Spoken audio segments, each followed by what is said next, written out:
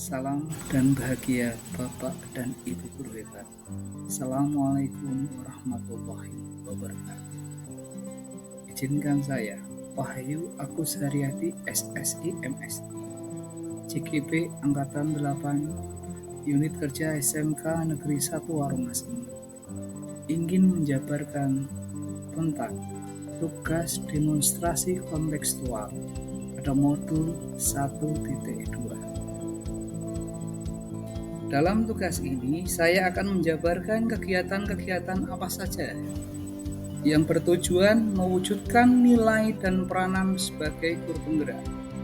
Sebelum itu, akan saya jelaskan tentang 5 nilai yang dimiliki oleh guru penggerak. Yang pertama, berpihak kepada murid. Yang kedua, mandiri. Yang ketiga, kolaboratif. Yang keempat, inovatif. Yang kelima, reflektif. Selain nilai-nilai tersebut, guru penggerak juga memiliki peran, antara lain 1. Mendorong peningkatan prestasi akademik murid. 2. Mengajar dengan kreatif. Yang ketiga, mengembangkan diri secara aktif. Yang keempat, mendorong tumbuh kembang murid secara holistik. Yang kelima, menjadi pelatih, coach bagi guru lain untuk pembelajaran yang berpusat kepada murid.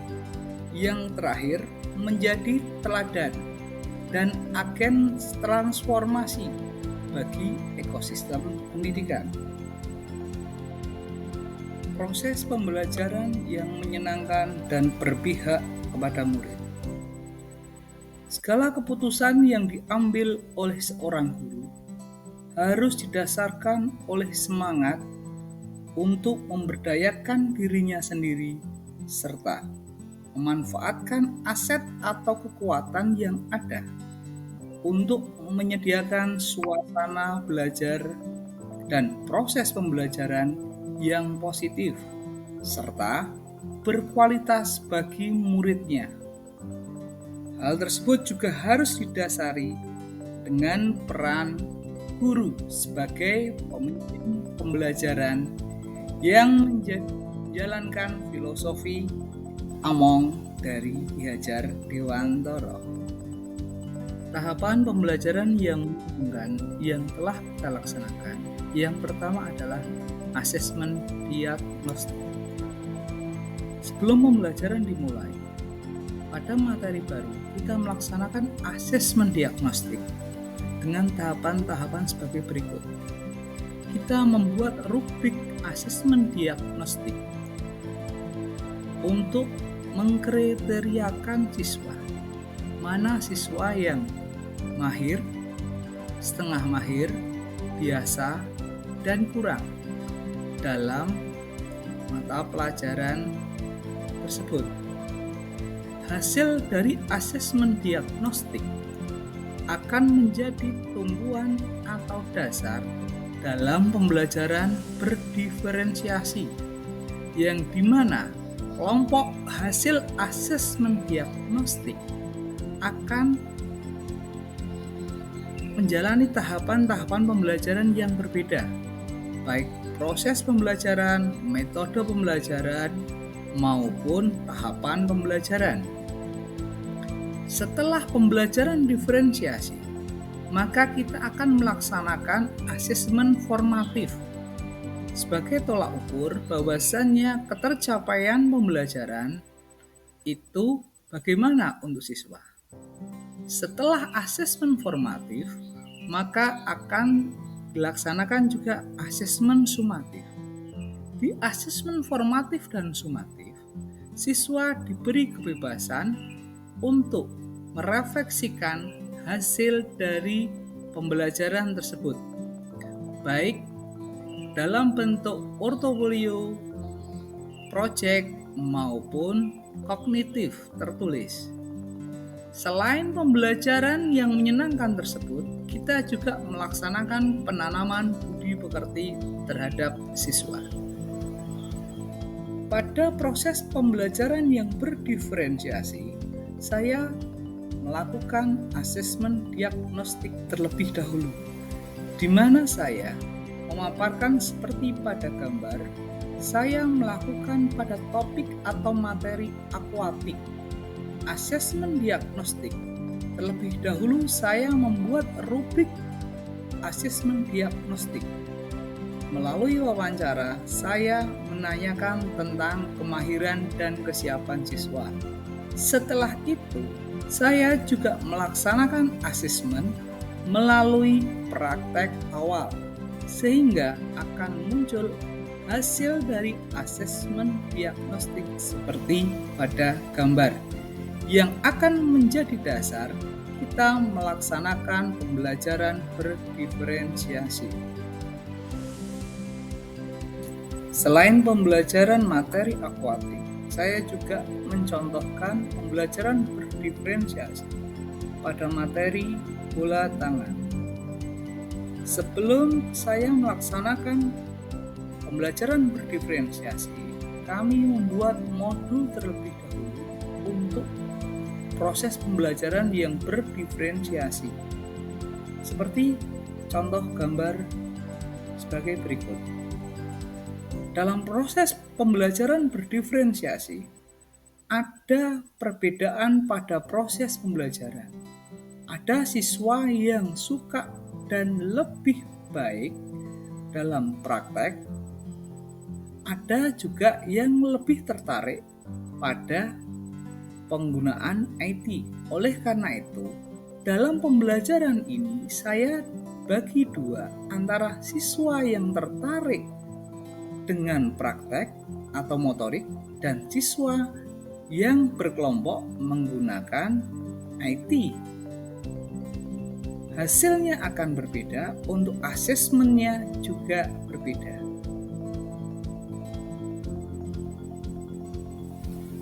Dalam proses pembelajaran yang berdiferensiasi, kami menggunakan sarana IT sebagai penunjang proses pembelajaran tersebut, baik menggunakan LMS maupun menggunakan web sekolah, di mana anak diajarkan untuk mengakses semua tentang IT untuk meningkatkan proses pembelajaran mereka.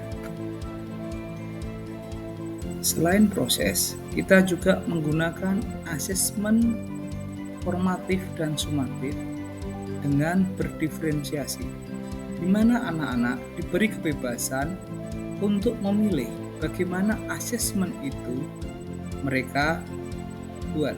Yang pertama, mereka dengan produk. Yang kedua, mereka dengan kognitif. Yang terakhir adalah dengan mereka membuat desain ataupun hasil dari teknologi yang lain. Selain proses pembelajaran, penanaman budi pekerti sangatlah penting untuk siswa. Di sekolah kami, penanaman budi pekerti sudah kita laksanakan dengan senyum, salam, dan sapa sebelum anak-anak tersebut masuk ke dalam kelas. Selain itu, upacara bendera setiap hari Senin serta hari-hari besar lainnya juga kita laksanakan untuk menanamkan pada mereka bahwasannya budi pekerti yang baik, disiplin, sopan santun adalah kunci mereka menuju kesuksesan. Dalam proses penanaman budi pekerti, kadang ada anak yang melakukan kesalahan. Contohnya, berangkat siang.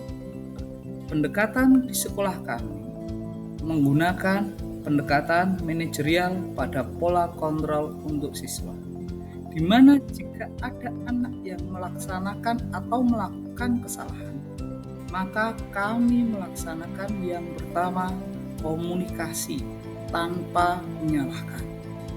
Selain itu, kami juga memberikan masukan, arahan, bimbingan, dan tuntutan bagaimana mereka memecahkan permasalahan mereka sendiri. Selain komunikasi, kita juga memberikan punishment dalam bentuk sholat berjamaah, sholat duha, ataupun membaca Al-Quran di masjid. Pembiasaan-pembiasaan yang lain yang bertujuan untuk penanaman budi pekerti kepada anak, yaitu melaksanakan ibadah berjamaah, baik sholat zuhur, sholat asar, dan sholat Jumat. Selain itu, pembacaan Al-Quran di saat Ramadan sebelum awal pembelajaran juga kita biasakan kepada anak, sehingga anak akan lebih dekat dan religi untuk penanaman karakternya. Melaksanakan gotong royong dalam menjaga kebersihan sekolah adalah agenda untuk proses penanaman budi pekerti ke peserta didik. Itu kami laksanakan sebulan sekali setiap hari Jumat. Dalam proses peminatan dan bakat anak, sekolah kami menyelenggarakan ekstrakurikuler serta pendidikan ketarunaan, di mana ekstrakurikuler diberikan pada anak sesuai dengan kodrat alam mereka, karena setiap anak memiliki bakat dan kreativitas masing-masing. Hasilnya adalah prestasi siswa yang sangat membanggakan. Selain pembelajaran yang menyenangkan, pengembangan kompetensi berkelanjutan telah dilaksanakan di sekolah kami. Karena guru penggerak harus senantiasa memampukan dirinya sendiri untuk selalu mandiri dan termotivasi untuk mengembangkan diri serta berkenan mengambil tanggung jawab dan turun tangan untuk mulai perubahan.